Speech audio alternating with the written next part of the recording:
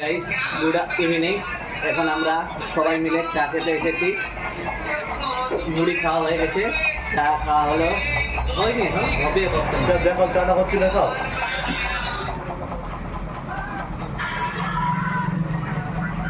চাটা কেমন হচ্ছে, দেখো চায়ের টেস্টটা বলছি।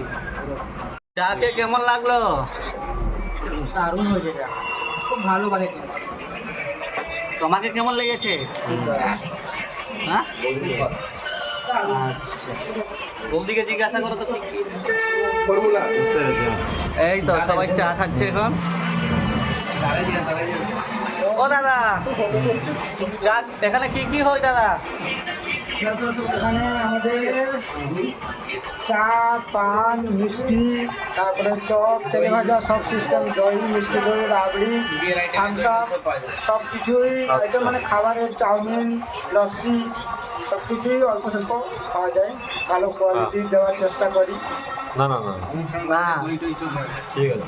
এখন আমরাও খেলাম, খুব ভালোই লাগলো। দই খেয়েছি, তারপর এখন চা খেয়েছি। এই না, তারপর